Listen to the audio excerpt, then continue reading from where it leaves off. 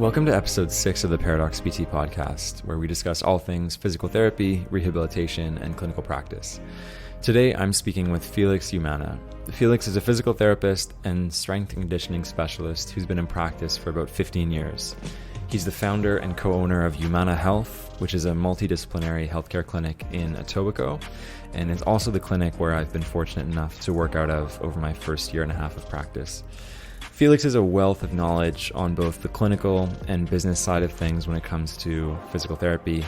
He has a sense of clarity around his priorities and values that I think has translated into a business with crystal clear vision and a really high level of integrity. So today, Felix and I discuss the paradox of reconciling economic self-interest as a business in the private healthcare sector with simply doing what's best for patient care. He gave me some great insights here, and I think you'll get a lot out of it, whether you're a new grad, a student, or an experienced clinician. So I hope you enjoy, and if you want to get in touch with us, please reach out on Instagram. My handle is leo.physio. Felix's handle is @physiofelix.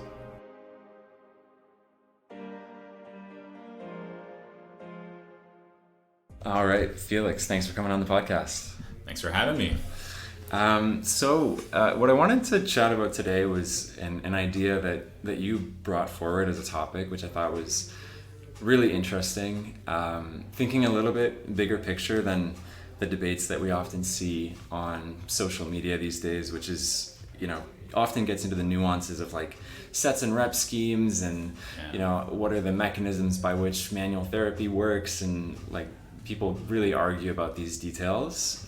But ultimately, we all private practice physios work within this broader context of like a healthcare system, and we have constraints around us. And the paradox that you brought up was essentially how to run a profitable business in an ethical way, and kind of reconciling those two things. So maybe just start off by telling me how that has come to the forefront for you recently, and why you thought that'd be an interesting thing to chat about. Yeah, no, that's great. Before we start, though, I really wanted to say that this is amazing what you're doing. And from having you on, and I hope you don't edit this out, but when you came on board, it was really refreshing to have you on, because you really are an inspiration to, I think, a lot of people, and this is just an extension of that. So what you're doing is really, really good, and I think very valuable for both new grads and us old dogs as well. So appreciate it. So how this came about was, and I think I have to give you some background on even myself and my where I started, and going back so far as even kind of my family. And I grew up in I would call it very socialist upbringing. And so my father was very much about wellness of others and taking care of everybody, and not just the good of one person. Mm-hmm. Very anti-commercialism and all that kind of stuff. So I grew up in that sort of bubble. Both my parents are physicians, or were physicians back home, and that also kind of feeds into the whole helping others and coming from that position. So I didn't come from a business family, is I guess my point. And so that framed my mind a lot in terms of going through school and then coming out. So obviously we both went into physio, not necessarily to get rich, because I don't think there are many rich physios. I'm sure there's some that do really well, but I don't think that's the primary reason we go into physiotherapy. So that whole trajectory through school and learning and everything touches very little on the business side, as you know. So when I came out, I was happy to be a physio, and I was wanted in the back of my mind to have something of a clinic that I could run and own, but I had no idea how to get there. So that sort of really started that movement towards, let me figure out what I need to do to run a business. And that started just by me working at a clinic.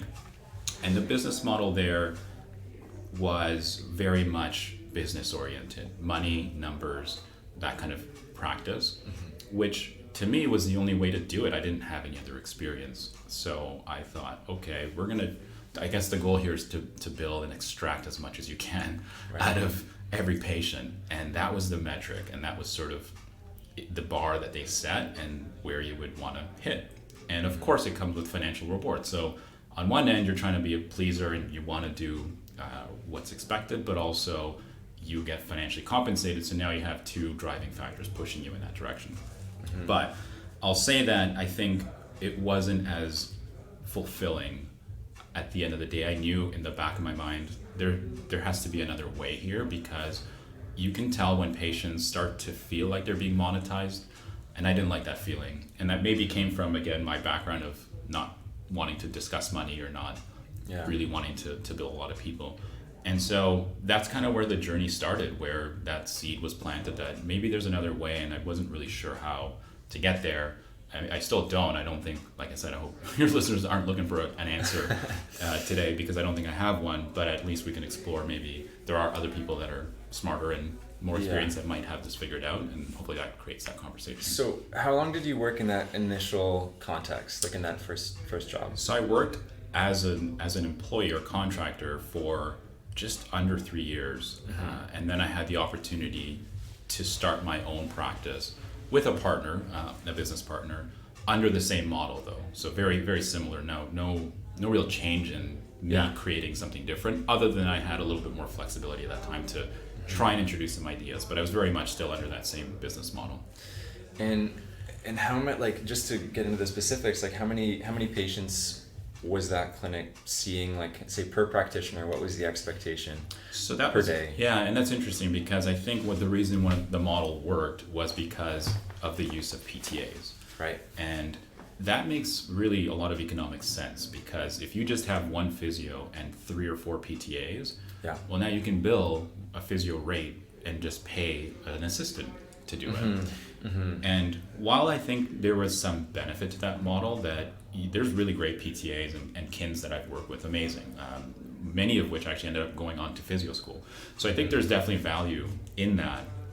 But as I've grown, and as you know, you're kind of at the tail end of getting rid of a lot of that, and it happened during your time here. So it was sort of a gradual transition that I started to realize there is value to having the physio with that knowledge that could regress patients. Yep. And while a kin can do that at times, and in our setting, the way we are, because it's private practice and we charge not a lot, but a lot is expected, I think.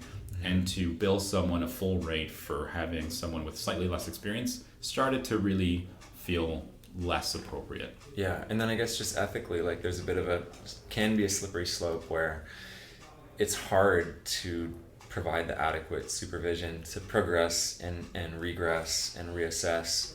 So maybe there are clients who would have a change of course in the treatment plan, but because they start working with the PTA, maybe they don't get that as much as they would. Right. And then if you're, as a physio, supervising multiple PTAs, it just becomes hard to delegate and to really be like thinking critically about 4 or 5 people an hour. Like that just becomes kind of a cognitive horsepower issue. Yeah, and from a clinic perspective, if you think about the business, our biggest constraint is time. So most of our patients want to come around the same time.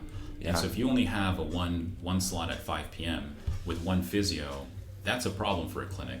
Whereas if you have one physio and 4 PTAs at the same time, now you're able to bill $500 an hour, and it makes financial sense. Yeah. And then there's obviously constraints of space and things like that as well. But so the model itself was kind of heavily based towards minimal physios, maximal PTAs. Yeah. And like I said, while it makes financial sense, I don't know that created. We still had a really good experience. Because the treatments were still one-on-one. It's not one PTA, 5 people being supervised kind of thing. So I'm not going to say it was a poor model for quality of care, that it would be unsafe. Yeah. I just think that you get a much better experience. I feel more comfortable, and I feel like the clients get a more premium, I would say, experience if it's just the physio that does it. Right. And I guess ultimately that's like how any business makes more money, is like, how do you scale, right? It's like if you're always just one person trading time for money, you hit a certain threshold where, if you're seeing, in our setting, like a busy day is 8 people a day, like I had, sometimes 10, but beyond that, like 40, 50 patients a week, that's your cap. And then I guess you either need more space or more physios, or you expand, and then it's just a question of like, do you want to expand, and do you want to take on that much, the extra risk, and then having to hire more staff? So like from your perspective, it must be like, I guess one thing I'm curious to ask you is like, do you have kind of a master plan where it's like, there's an end game, there's a vision of like the amount of expansion that you want, or are you kind of happy in a model where you have kind of a tight knit clinic and you're hands on, and you're kind of here managing things? It's a good question, and it actually has changed a lot over the years of me owning clinics. And initially, my first initial thought was I just want a clinic, and I didn't know what that meant. I know I want to run something and just have it, to do things my way, not necessarily financially to compensate myself, but more just to be able to run things how I want it and not have anyone tell me this is how you should do things. So that was the initial idea. Then when I started, and I had a business partner which was very much business minded, and everyone in that sort of circle was very business minded. Then you start to hang around people that think about expansions and multiple clinics and franchising, and then just being kind of the overseer. And I really like that. I think I gravitate towards that naturally. I like to kind of just more hands-off oversee. But then, you hang out with people enough, and then you start to question, well, is this what I want? Really and truly, it's easy to get taken away in these ideas. Mm-hmm. And then I would see maybe someone's wearing flashy watches, and then they're talking about $5,000 watches, and I'm like, I would never pay $5,000 for a watch. So why would I want to go down that path just to have a watch that I don't really need, right? Right. And so, I'll tell you, it wasn't until I got out of that system that I started to really realize, oh wow, if I kept in this path, I probably would have continued that way, because if anything, I'm maybe not the brightest, but I'm very persistent. And so I would probably persist until I achieve that goal. And I think ultimately, I don't think I would have been happy, because it does require some sacrifice, quite a bit actually, both from a personal standpoint and a time standpoint. Yeah, I guess, and as you have kids, you get older, you start to make those calculations differently than right. If you're like, in early 30s, you're on your own, you have a lot of time to burn, and you're just like, okay, your profession's everything. Yeah, and so that was a big changing of my mind frame when I stepped out of that model. And when I started the clinic, Umana Health, and I just started it on my own, it was just me in a room, and basically starting from scratch after a few years of having a clinic. But it was almost, in a way, it was very difficult, it was a very challenging time for me, but it was a really good way for me to just reassess what I wanted to do and start to build something that I thought would more align with my values. In fact, that's why a lot of people don't realize the name of the clinic is my last name. But my reason for that was because I was so adamant that I wanted to make sure the insurance companies and everyone that I was dealing with, I had my name on it. I'm not going to do anything that would compromise. Why would I do that to my own name? Mm-hmm. And that was the thought process behind naming the clinic. Never thinking that it was ever going to be bigger or have a building that had a sign outside that said the name on it. So the driving force for me at that time was able to kind of go back and kind of what I was talking about before, get in touch with what's good for me, what's good with my values, and how do I combine that with running, like you said, a business that is profitable. And I'm still working on it. Yeah. Well, and one of the interesting things about you is that you've been treating, like in the past maybe 5 years, every PT that comes out tends to be, we're moving towards a bias of exercise, I would say. Yeah. Right? And you honestly, you're like the original. You were doing it before it was cool. And like, I'm curious to ask, back in, you graduated 07? 07, yeah. Yeah. So like in the early 2010s, for example, were there clinicians that practiced the way you did, or like no. Well, yes, probably. Yeah, but like in your circle, like was no. it like, because I find that most people are just like, they follow whatever their mentor did or whatever is the clinicians around them do. Yeah. And which, even as I was coming up in a lot of clinics, it was like the ultrasound, laser, TENS model. You got 3 patients an hour, 20-minute sessions. Physio does a quick assessment. Patient gets put on a modality. And it sounds like you've been practicing in a way where you're one-on-one, like really trying to dig into root causes, doing movement for a long time. So like I don't know, was there ever any resistance to practicing in that way? There was resistance to the point where actually and I don't know if I told you, but I really wanted to leave the profession. I was so just, I was just, I don't know, just looking at it and saying that I don't know where this is going to go, but I don't like the fact that I feel like I need to hide what I do and how I do it. And to be fair, it actually is a lot more challenging to practice when you say you can't put your hands on someone and you have to figure out how do you help them without putting your hands on them. And actually, yeah, so at the time, like I said, there were some physios, but it was so rare and far between that, and there was not a lot of community. Even now, it's kind of, it's grown and you can contact people a lot easier. But back then, it was definitely a challenge. So, like I said, it was something that I thought when I graduated, I was just not a very good physio, because my CI would say, hey, you palpate this and you do this and you see the SI, it's not moving, and I'm like, I don't know what you're talking about right now. But so I mean, partly I think it was that, but partly, I mean, I came from a very big exercise background through kin and through personal training and everything, and so I was comfortable with it, and I felt like it did help people. I saw improvements, and so if I could get improvements and maybe not do it with the hands, and I think that was okay. But the driving factor for when the model that I started was that, to be honest, the physios weren't very good with exercise. Yeah. And it was really, really difficult for me to find and work with physios that could go from an assessment to a gym floor and translate that as a treatment plan. And that was the problem. So that's why kinesiologists had to be integrated, because they came with that mentality where physios at the time, and that's why I'm so grateful I see the young grads coming out with a better mind frame towards exercise.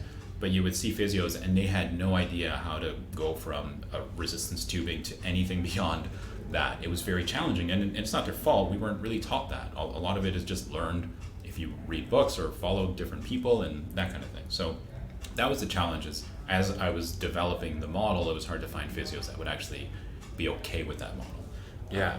And it seems to be changing, like, over the last massively 3-4 years, honestly. I've literally seen it before my own eyes in the course of the last 3 years, and it's great to see like a lot of social media posts by physios emphasizing the importance of self-care, home exercise programs, squatting, deadlifting, all these movements that have traditionally been, hey, go see your personal trainer and let them work on that kind of thing.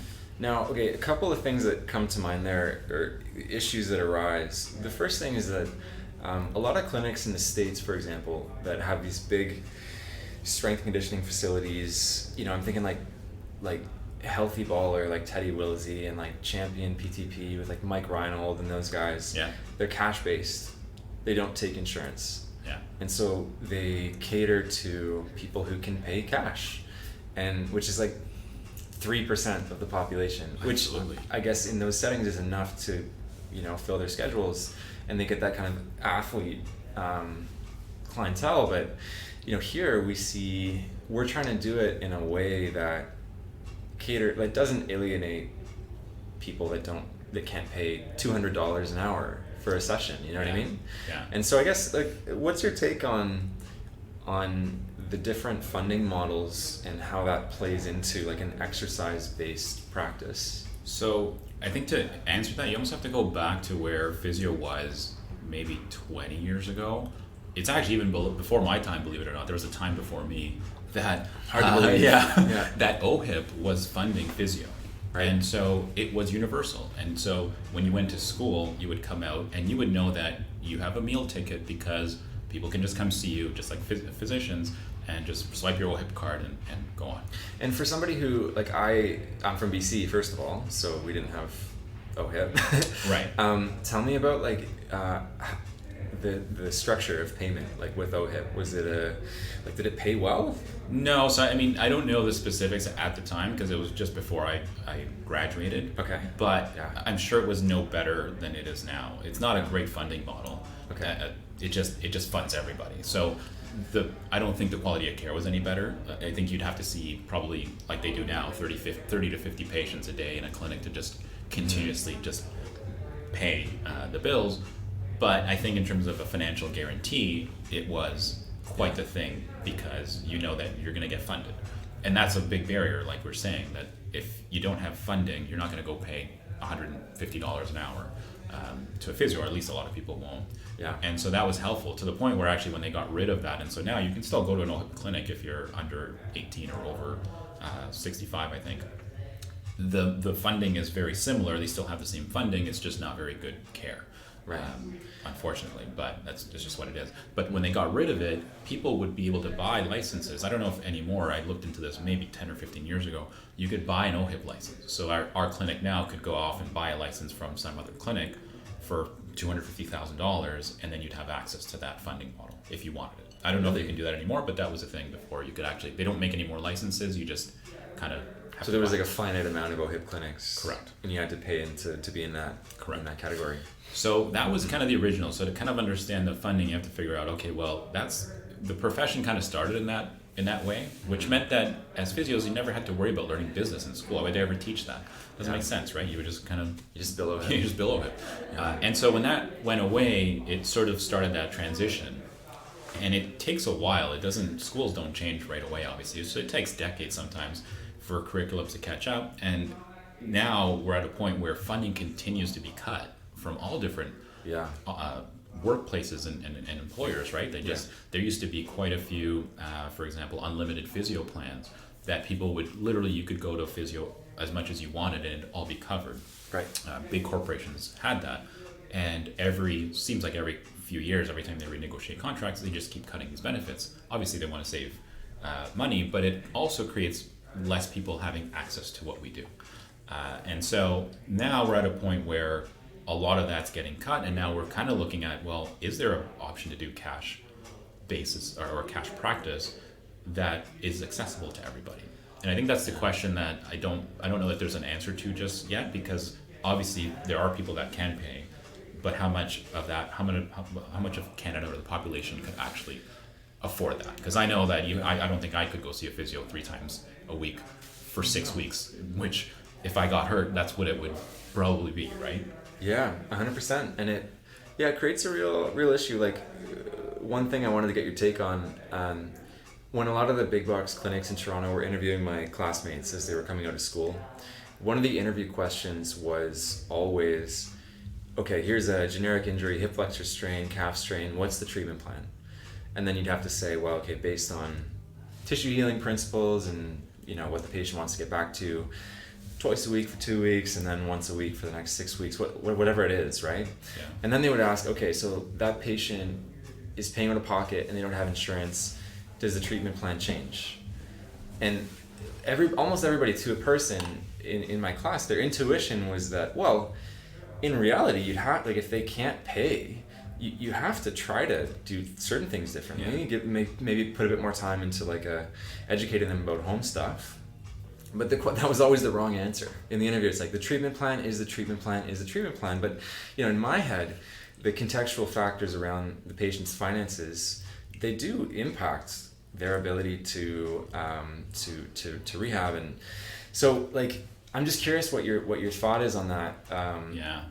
I've struggled with that only because I've worked in gym facilities, and I've firsthand seen where someone will fall off a treatment plan because their insurance is done, and then they'll go drop $3,000 on a personal trainer. That was tough to see. And right. So I understand where the philosophy comes from of, hey, the treatment plan is a treatment plan, because a lot of these people, they will go and drop money somewhere else. But that's not everybody. And if you take that approach, it alienates quite a few people. True. And so I was never good at that. I was never good at forcefully saying, this is how much you need to do, and you have to do it or you're not going to get better. Right. I take much more like you're right, it's contextual. Sometimes you can, you can't. I've treated for free a lot, actually, in my career. So it's more about what's good for the patient, going back to what the socialist kind of mentality is. I'd rather help more people, and if I can help them in any way that might help their finances too, I would appreciate that as a person. So why would someone else appreciate that? Of course, but then ultimately the issue is, if you're not putting food on your table, exactly, you can't do that. So it's an upstream problem. And then you bring up a really interesting point about the distinction and maybe the really blurry line these days between PTs and PTs, right? Physical therapists and personal trainers. A lot of the time, our sessions look similar to a personal training session, and so maybe patients devalue the physical therapy because they think, oh, it's just personal training, whereas if I rub their back, then maybe they value that more so. Like, it comes down to the perceptions of the population about what rehab is. Yeah. Like, so do you think we need to, like, as more people continue to practice this way and patients feel the benefits that kind of practice gives them, like, people tend to buy into it in my experience, but like do you think that's just a public perception issue, or PTs need to do a better job about clearly explaining like the difference in their role? Yeah, no, I think it's both. So the reason that personal trainers and people easily go and drop money on personal trainers is because it kind of functions on the wants, not the needs. When you go to a personal trainer, you want to look better, you want to lose weight for a trip, you want to have big biceps, whatever it might be. Yeah. That's what you want, and wants drive money a lot more than needs. In the sense. So when you go to a PT or physio, most people go because they need it, because they're hurt. And you would think, it's counterintuitive, you would think that people would pay for that, but they don't want to. Nobody wants to pay to fix your back. Very few do. It's like, get me out of pain, but then as soon as I'm slightly better, I'm out. I'm going to go buy a pair of shoes, or I'm going to go drop on a trainer, because that's really a lot more. That's a super interesting point. Yeah, romantic, I think, that people, and it goes for anything. Like, a lot of courses that you can take for business, they kind of identify that. You want to identify the wants, because if you do that, then you'll really get commitment and on the patient's part. And do you think that's driven by sort of the needs, maybe they have a sense of like obligation associated with them, whereas the wants are like, I don't know, like, what's different about wanting to lose weight and wanting to get out of pain? Because in some sense, both of them have like social implications and implications for your life. Are we just really vain and that's what I think. Yeah. Why do we need $100,000 cars? We could all just be in a $15,000 car and get around Toronto fine. Yeah. But the need is, you need a car. The want is, I want $100,000 car. Right. And I think what happens is, when you get that, you get this, I guess, the social tokens that you can then put in your bank, and that makes you feel good. And I think it is. There's some level of vanity involved in that, and that's where I think. But I will say that physios historically haven't been great at marketing or promoting, and that's another thing. That's a whole other section about the whole marketing of what we do, which was pretty much non-existent, because we're not supposed to be marketing. We weren't allowed to say a lot of things. We're ethically bound by some guidelines, and that's good, but it does give us a little disadvantage with other professions that maybe are allowed to say the different things in market in a way. So combine that with the fact that physios weren't very good at marketing in the first place, even if they were allowed to, and then it's just a losing battle with people that already know what personal trainers are. Why? Because it's constantly on everyone's social media feed, right? It's like, look better, feel better, move this way, that way. It's very much what we do as physios, or we should be and could be, after they get out of pain. Yeah. But they don't associate the, hey, get out of pain, continue. They just, thanks, Leo, see you later. Yeah, that's super interesting. I think you're totally right. Like, I think a lot of people that go into this profession are very service oriented. Yeah. And they want to help people, and people that, like, there's probably a sense of just kind of agreeableness and compassion there, and that maybe that trait often, I think, is seen in combination with people that aren't good at promoting their services and are very kind of bashful about saying, like, here's what I can do for you, and like actually knowing their worth. Yeah, I mean, in your schooling, when you went through it, what is the continuum of care now in the curriculum? Like, how does that play out? I mean, is it still very much patient comes in, patient has X problem, pain, whatever, they are out of pain, discharge, finalize? No, that was basically it. Like, we were led to believe that, like, if a patient had a really high level functional goal, we could kind of play some sort of consultant role, but that was always a gray area. Like, it was very much like pain was the focus, Right. And I think for a business practice, if you think about it, I mean, that doesn't make a lot of sense. If someone wants to come see you for whatever skills you have as a physiotherapist, a family physician doesn't discharge you. So why can't you just be a family physiotherapist? That someone comes in and, hey, I just need a tune-up. I had a patient yesterday come in. and just said, hey, look, I haven't played soccer in 2 years. I was COVID. I want to go back to playing. Yeah. A little bit of aches and pains here. It's a little minor knee pain, minor back pain. Can you give me, he called it a check, what do you call it? Like the mechanics, like a tune-up. A tune-up. Yeah. I'm looking for a tune-up. I'm like, okay, yeah, no problem. It's called an assessment for us. Yeah. And I can definitely do that. And so we go through some history, we go through some movements, and I gave him a bunch of things that would be helpful for him. Mm-hmm. That's not common. Most people won't do that. Yeah. Well, and that's, I think, a really progressive way to treat, because a lot of what we do is education. Right. And God, like the things that we can catch upstream by educating somebody that it's safe to move into certain positions. And people have these weird, contrived notions around exercise that they learn from social media or from, like family members and just cultural beliefs and other practitioners sometimes. Yeah. And if somebody's like, if somebody's doing something that seriously could harm them going forward, and we can catch that upstream rather than downstream, like, how is that? Total sense. Yeah, like it just makes too much sense. You know what I mean? But the model that we're kind of traditionally taught is you wait until there's a fire to put it out. Like, we're not going to just focus on the health of individuals. And that comes down to both the training, the way we train, and the funding models. Because going back to that funding question, obviously there's private insurance companies that fund what we do. And when you have someone that funds your care, there's a level that they can actually dictate what happens. For sure. And they'll say, we'll pay for this, but we won't pay for that. No matter how silly it might seem, and you've seen it on several insurance companies, and some of them very explicitly say they do not cover maintenance care. Yeah.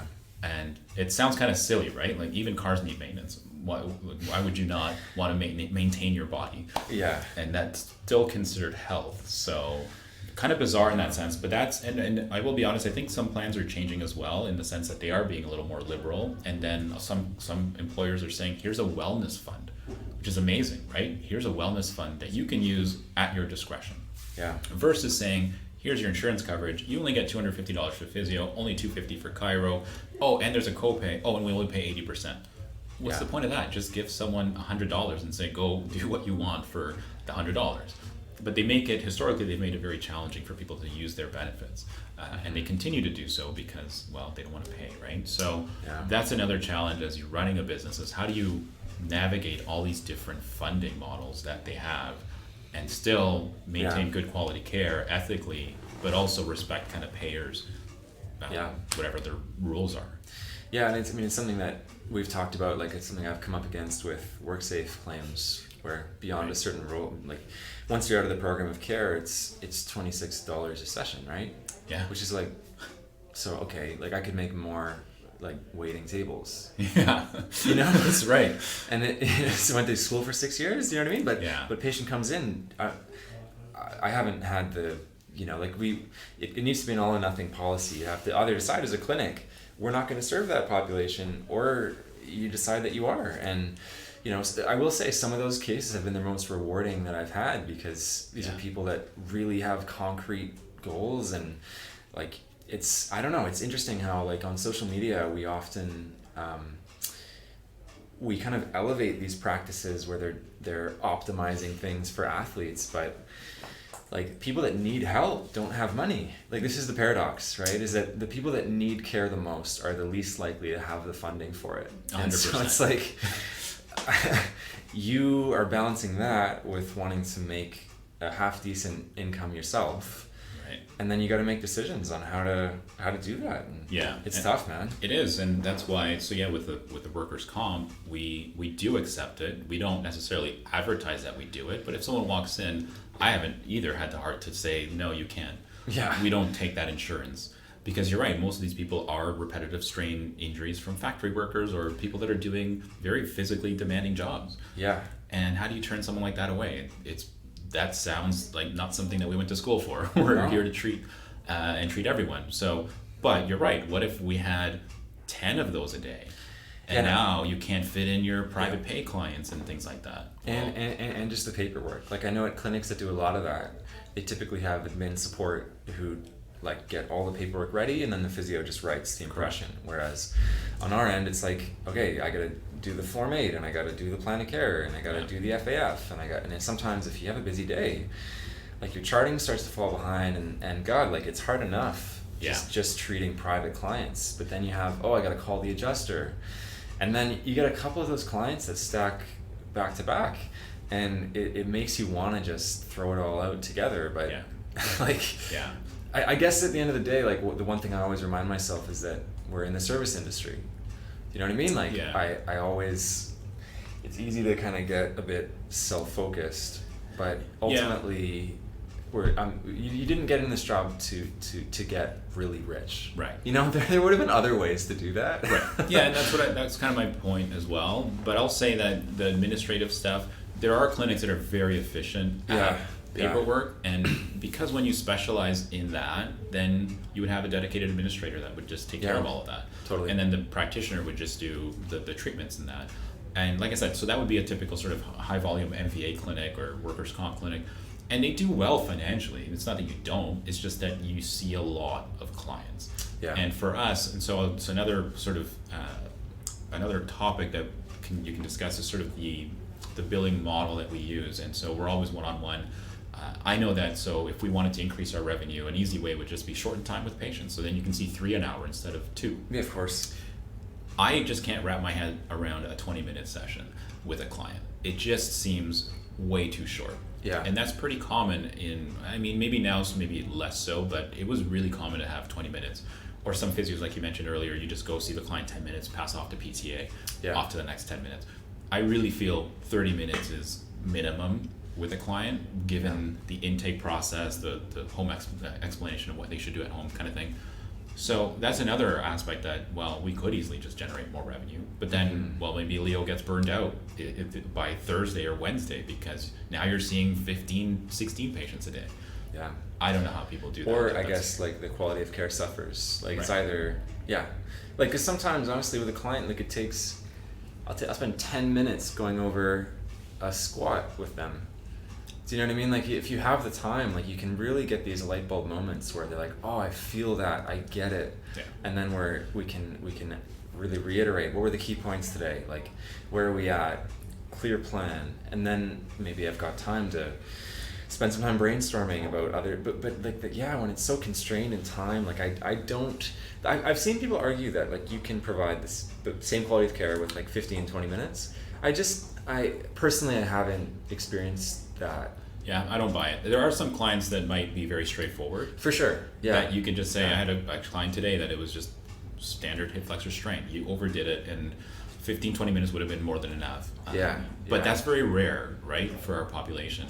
And that's where you get into how much do you bill for that then? Because what we do is very premium in terms of how much time we spend, how much thought process we put into our service. So could we charge $180 like some pelvic health physios are up in that range now, right? That's what kind of becoming the standard. Psychotherapy is $200 an hour. So it seems like osteopathy is up to $150, $160. So, I mean, we seem to be trailing behind. And we discussed this earlier. It's, what's the point of charging $180? Someone only has $500 coverage. I mean, that's like 2 sessions, and then you're done. What are we going to do with that? Yeah. So I guess like, can you fit that much value in a longer session for more money? Right. Or I don't know if you can, because sometimes you need that.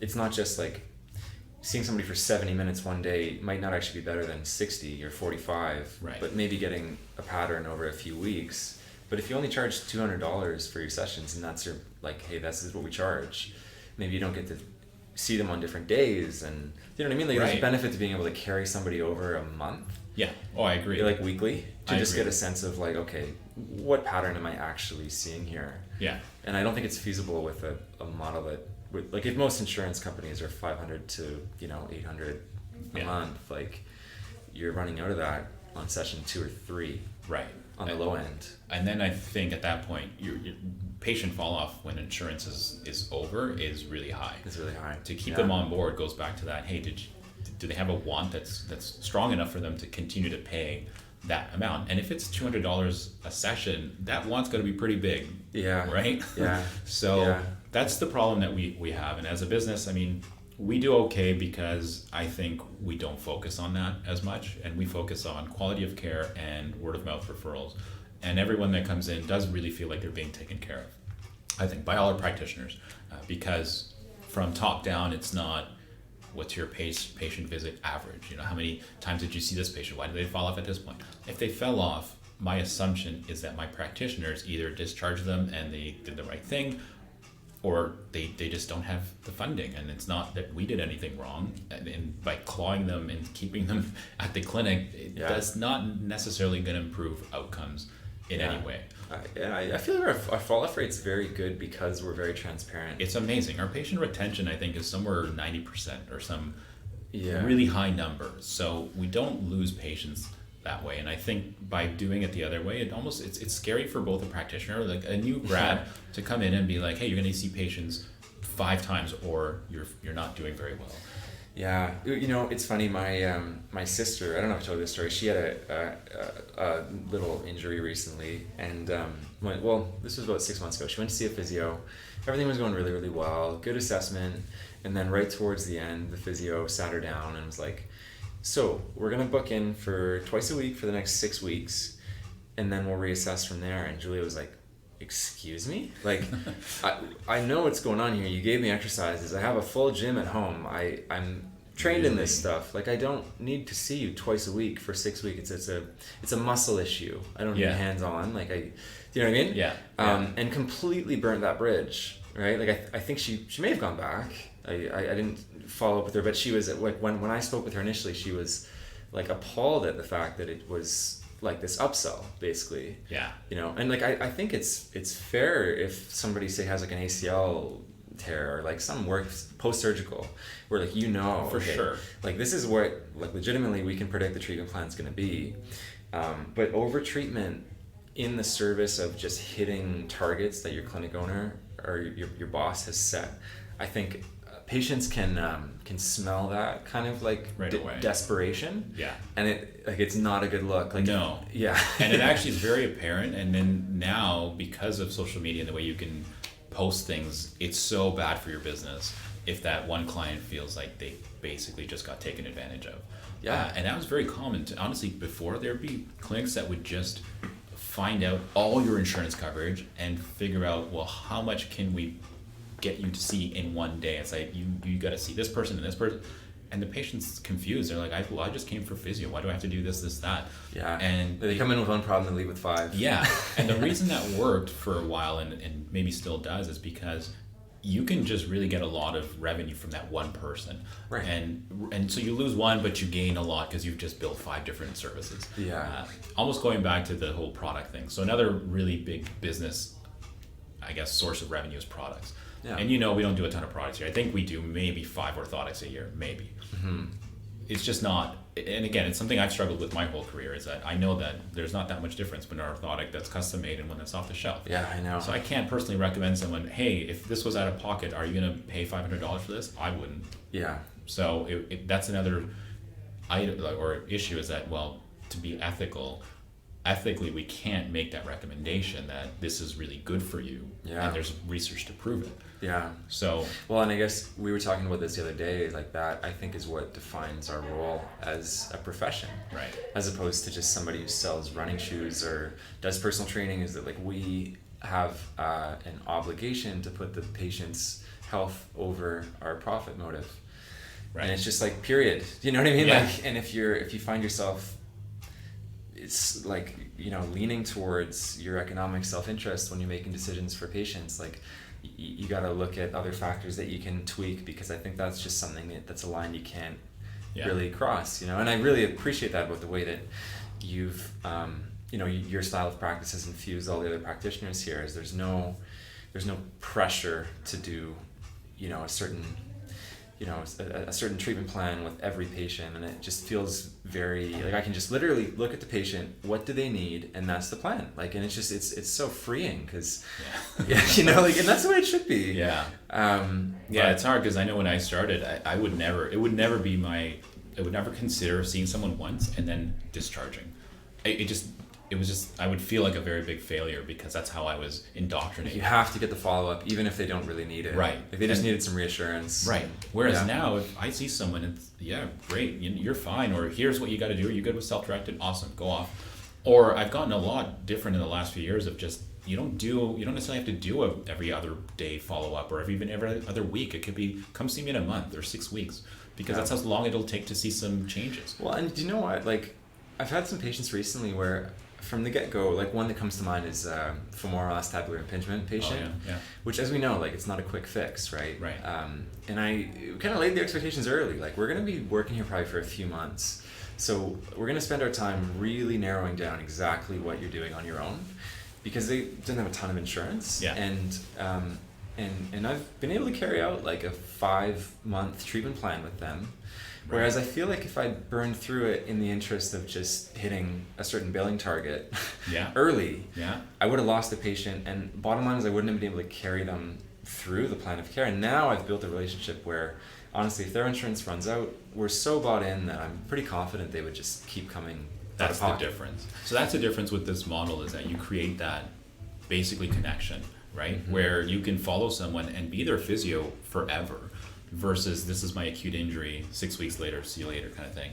It's really nice to be able to follow people and have touch points throughout the whole year, even if it's 2 months later and they come in and say, hey, I just need a checkup and can you make sure everything's okay? So yes, it's not a model where you generate a maximum amount of revenue in a short amount of time, but in terms of the long game, that's a great model for a clinic that wants to be in the community for a long time.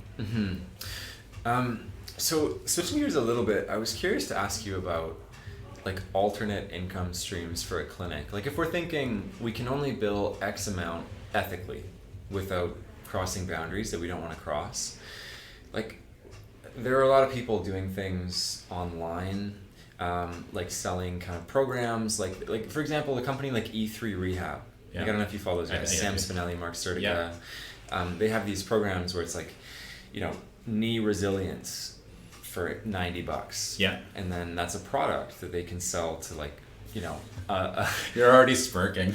Well, no, it's just I think it's a really interesting question of like how, as a profession, as physios and not as like strength coaches who don't have regulators regulating what we do, like are there opportunities to move into an online space in a way that scales in addition to our clinical work? Like, have you thought about that at all, really? Yeah, actually, COVID actually did really make me think about it. And that was the first time that virtual rehab, and it's funny because just before COVID, I was just starting to try and launch a sort of virtual coaching type of program, more so for patients that say didn't have access to revenue or money. And it would just be a cheaper funding model and more convenient for them. And then COVID hit, and I'm surprised at how quickly I was looking into tele-rehab just before, and there was not a lot of information on the college website. I even called them.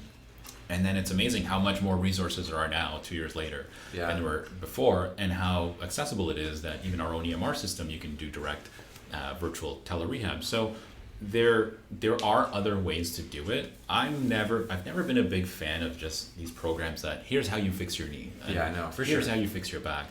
But can you make a lot of money with it? Or at least of course, there's definitely ways you can do that. I don't know the ethics behind that. Like, I would just feel weird to be, here's a knee rehab program. I know, though, I will say, having said that and talking out loud, we do give a lot of similar exercises to similar conditions. Right. I just can't wrap my head around thinking that might fall in the wrong hands of someone and they'll do it and then they'll hurt themselves. Like, you'd have to do it in the context of a separate business, where like you obviously can't say like this is a physiotherapy. This is not. You need to explicitly say this is not physiotherapy advice. Here are some generic exercise progressions that could help you, right? And it might help like 60 or 70% of people. But then 30% of people might do way too much or do it incorrectly, and if they're not getting the one-on-one supervision. Yeah, and that's kind of the biggest fear. I mean, so alternate revenue for us, for example, is we have exercise classes, and I've just started to do some of that, and I've kept it pretty small because one of the reasons I never liked exercise classes is because it's not very unique to the person, and as we know, most people get hurt doing exercise, and so I've kept it small, 6-7 people, and it's amazing because you can teach and still progress in a safe way. Mm-hmm. That's nice. That's an alternate stream, and I think it's helpful to the community. But as soon as you start to get to those casting those nets, it's a little challenging. Yeah, it's hard to not try to be all things to all people. Yeah. I want to have the niche physio practice, but also be the strength coach and all. Like, it's a tricky, because the skill sets overlap to a large degree. And you're like, well, it'd be great if I could do both, but I don't know. How do you do that in a way that serves your specific community? And yeah, it's a tough question. Yeah, but there's a lot of other, I mean, listen, you can, not just orthotics, but there's lots of things that other clinics do, is just promoting and selling. And to be honest, I mean, like I said, we've never been big on products, but someone once told me that, well, if you don't sell it here, someone's going to go buy it somewhere else. Yeah. And it's kind of true, right? So there's nothing wrong with having display of products, and if someone really needs it. I mean, knee braces are another thing, right? Any type of support. Yeah. I don't recommend them that often. I know you don't either. Sometimes they can help though, and yeah, so for sure. having them around but I don't think that's going to really. It's not going to be like a constant thing. Yeah, I don't think. It's very interesting. There's a physio in Ireland called David Gray, and during COVID, he was getting a lot of virtual consults and like just getting swamped with them. And he got to the point where he was seeing people, and he was like, "Listen, like I'm almost always starting with these foundational things," and so he put a program together. Of just like, he called it lower body basics. Here's some things that I want every client to be able to do before I see them, because you've seen a lot of chronic kind of running issues, and he's like, okay, here's some like check marks that you can pretty safely work towards. PDF program, put it up for like $80, and it got, it's had like upwards of 5,000 sales. Wow. But I don't think he's technically a physio. He might be, or he could be a strength coach. I'm not 100% sure, but that's brilliant. It's smart. Yeah. It's I guess it's so interesting because everybody's doing that now. Yeah. And then it's like, and that's the hard part, is you go online, everyone's selling some product or some program, and so but there's a market for it. And there is. Like I said, there's nothing wrong with it, and I guess for me, it's just not really up my alley right now. No. It may be at some point. I've thought about it and I want to, but there's so many other people doing it. But people, I will say this about businesses: people will buy things because it's you.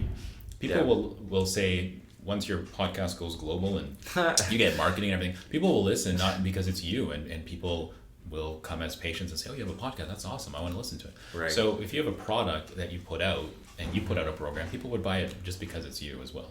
So they won't go to the competitor or anything. They won't even research. How many people actually research these programs? Oh yeah, well, I mean, this is the interesting thing about people sell these programs on Instagram. Yeah. And basically anything sold on Instagram is by definition an impulse buy, because they're on Instagram. They didn't search on Google. Right. They didn't say, I want like a knee program. They're like, oh, I see this. The algorithm decided that I'm going to see this. And then like, they're like, oh, what's the price? Okay, let's do it. Screw it. Yeah. My knee's bugging me. We'll do it. Yeah. So yeah, it's going to be fascinating to see, I guess, in the next like 5, 10, 20 years with everybody, shifting to virtual methods of care and trying to scale, and like just seeing what is going to stay as the old school one-to-one model in person, and what can be done virtually, and what can be scaled in kind of a group setting. And and I'm sure it'll change, because it's changed already, and like I said, more so in the last 3 to 5 years. It seems to be just accelerating much quicker. I think for the best, because really before we were operating in a model that wasn't going to exist forever. It just wasn't. So it's nice to see, in the mentality of the new physios coming out is matching that, and so hopefully it all kind of catches up, and then that will help. But it will create a question of, well, how do you run a successful business in that model? And because it's kind of it's evolving, it's going to be different as it goes forward. And maybe the model that wins is we start charging $250 an hour, and we work one-on-one with clients. That might be the winning model, or does it stay? And I think it will depend on ultimately who's running the business and how they want to practice. So true. Well, let me ask you this: what advice would you give 25, 28-year-old Felix, as you were just kind of dipping your toes into the business world and getting acquainted with all this stuff? If you could go back and give yourself one piece of advice. The best, I think, piece of advice would be find a mentor. Yeah. Find someone that's done it the way that you would have wanted to be done, and let them teach you. Because I would have saved thousands of dollars and years of struggles if I had that. I had some people around me that had some vague knowledge, but I don't have a circle of people that are business minded, and to be honest, I could have went out and looked for it, and I didn't. I'm pretty stubborn too.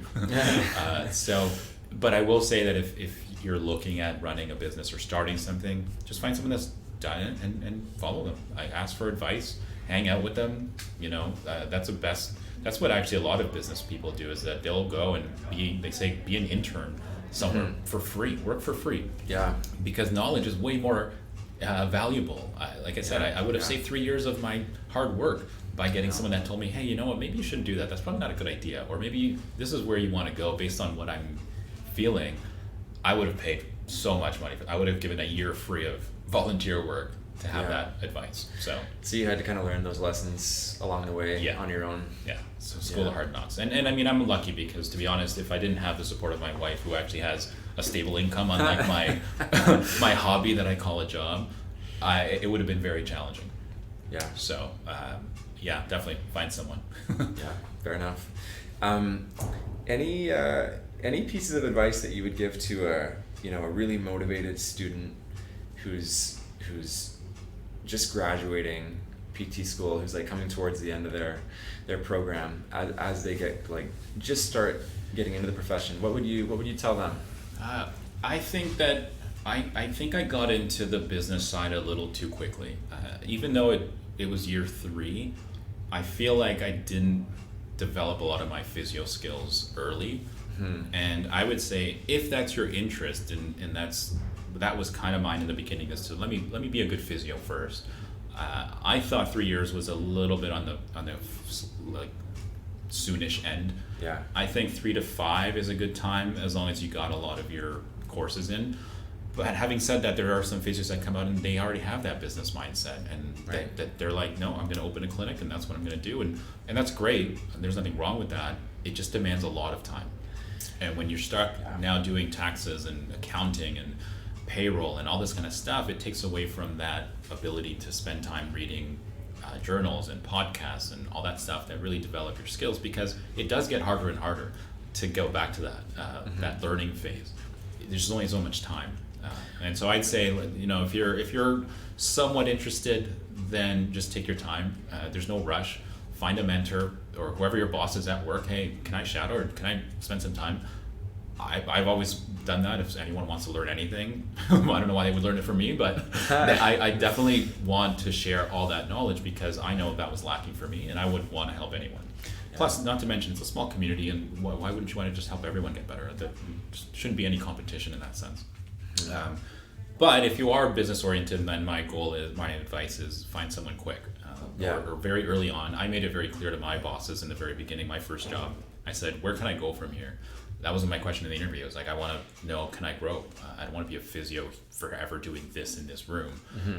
And so if you don't get an answer that you like, then, well, maybe look somewhere else. Yeah, so it sounds like maybe the fundamental piece is like self-reflection about what you actually want, which is really hard to know. Like, do I just want to be a technician where I'm just really, really good at being a physio? Or do you want to, branch out more into the business side of things, and taking the time to reflect on that a little bit, and not getting so lost in just the daily grind of treating that you don't know why you're doing what you're doing, because time flies, right? No, here we are, like a year and a half after I started, and it's just feels like a month. Right.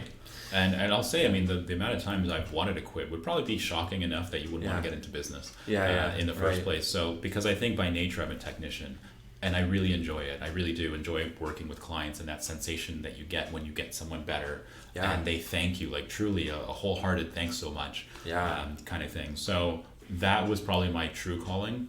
I just got into the business, I think, for me anyways, personally, was a little too quick.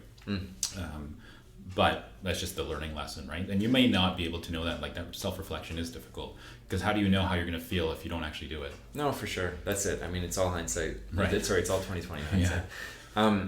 Just to dive into details a little bit on when you first started in business, what were the most what surprised you the most? Because obviously you don't know what you don't know. Like, if I were to say I'm going to go start a physio clinic, there's all these things. Like, you got to hire front desk staff. You got to have you got to keep the place clean. You got you got to take the trash out, like all these, you got to do payroll, like there's all these things that I don't even know what the list is. Yeah. What were those things that shocked you that you're like, oh my goodness, I wasn't expecting that? I think, so let's take this clinic as the example. One of the things that I think was very naive too was, how do you access money to start something? Yeah. Because unless you have capital, you can't just go and build a clinic. And so in my mind, I thought, well, I'm a nice guy. I'm a physio. I go into the bank, all bushy-tailed, and I said, I need a loan. Throwing it at you. Yeah, and they'd be throwing that at me as I walk in. But apparently, yeah, being a nice guy doesn't get you credit.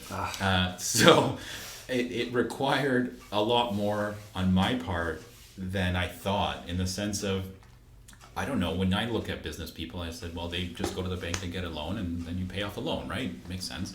Even with a business plan, you need money, essentially, or backing. Someone's got to back you, because the bank's not going to lose if you go bankrupt.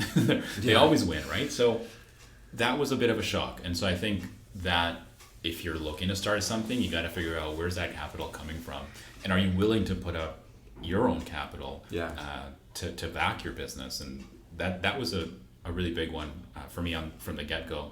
The other part was just how much it takes to find a location and go through the hoops of, well, can you even put a clinic in that environment, because there's zoning bylaws and things like that. So you might find a perfect spot and realize, well, that's not zoned for what you're doing, so now what? And then finding a location that might accommodate to what you do. Like what we have here, we have cinder block walls on part of the gym, so we can do a lot of things that you might not be able to do with drywall on the wall. Yeah. And so little things like that, having high ceilings, all this kind of stuff, it's not as easy as I thought. I thought, Toronto's a big city, you could just go find something.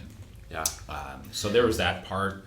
Did you have anybody to, like, when you had to, like, negotiate the lease and stuff like that? Like, did you have somebody, like, coaching you through it?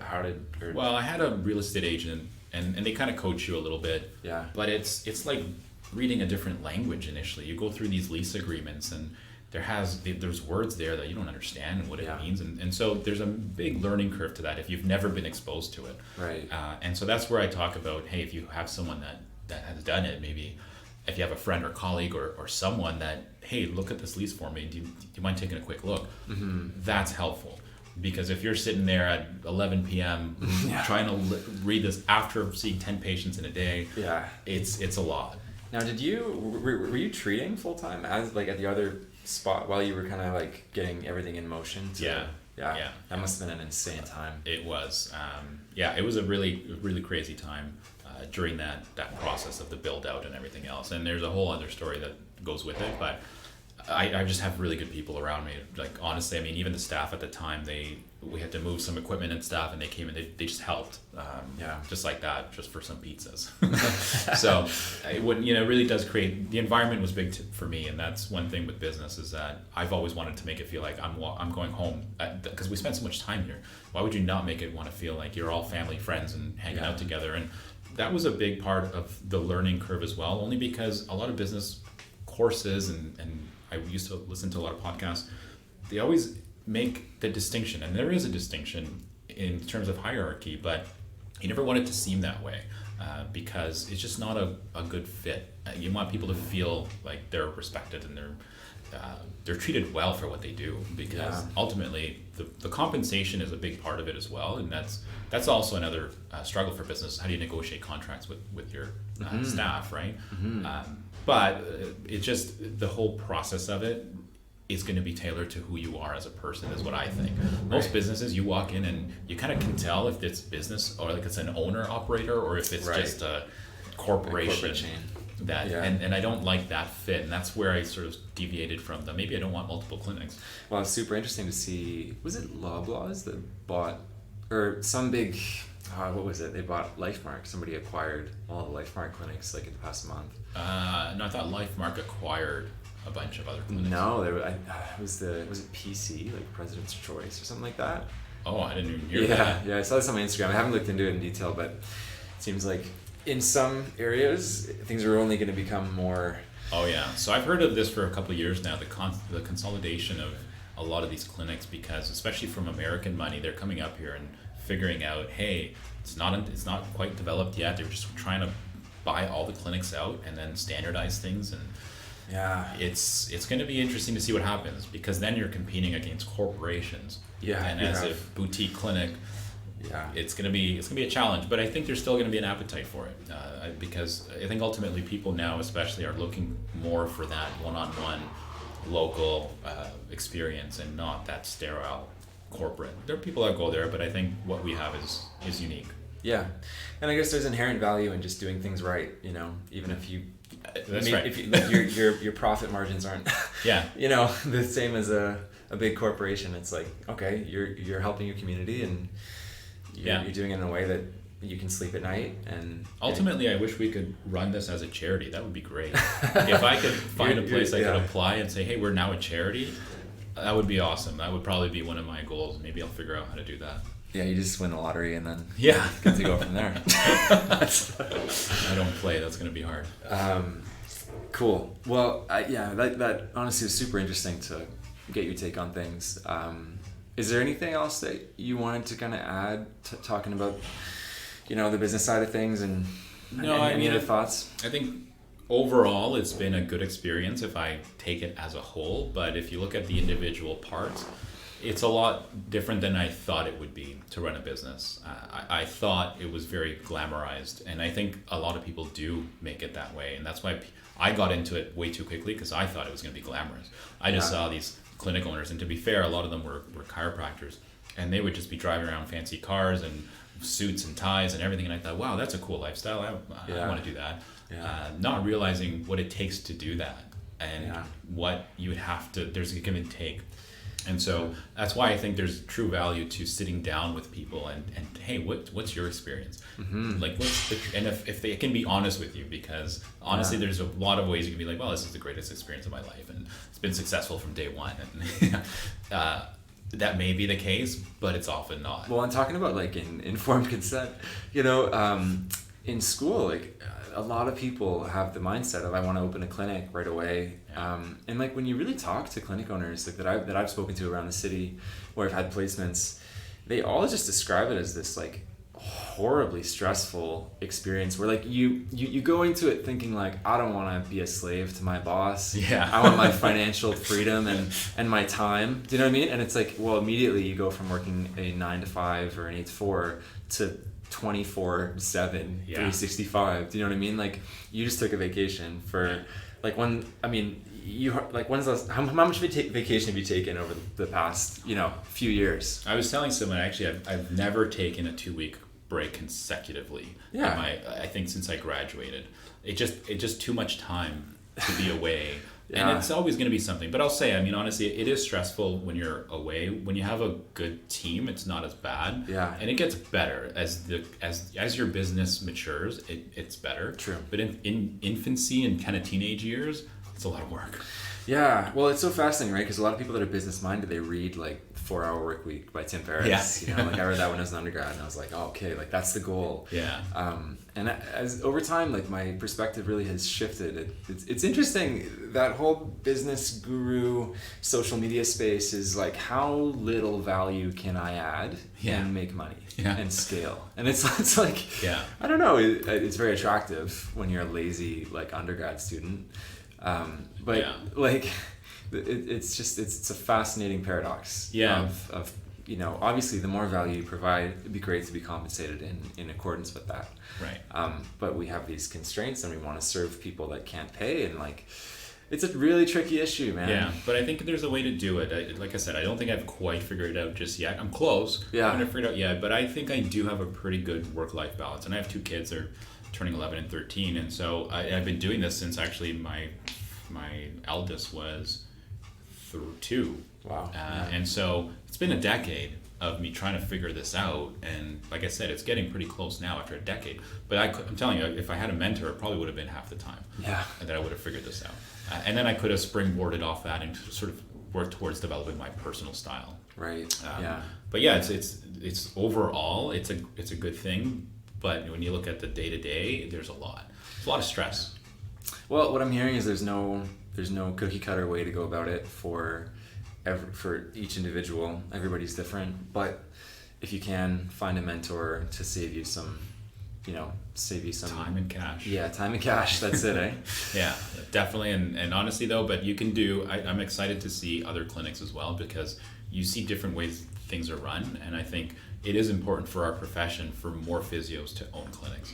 Yeah. Because historically it's been a lot of other either business people or chiropractors or other healthcare practitioners. And so I think for our profession in general, if you have a physio owned clinic, I think that's good for us as a whole. So we should look to ways to encourage more physios to do that.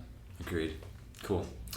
Well, really appreciate the insight. And anything else you want to add? Or no, that's it. I really appreciate you having me. I hope it wasn't a complete waste of time. Oh, the podcast is going to the moon now that we've got Felix Umana himself on. So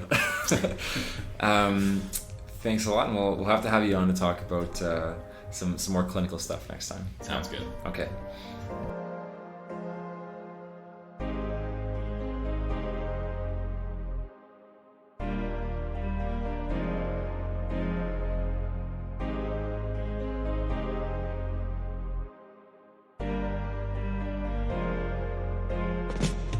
Thanks so much for listening to the Paradox PT podcast. If you want to get in touch with either of us, please reach out on Instagram. I can be found at leo.physio, and Felix can be found at physiofelix.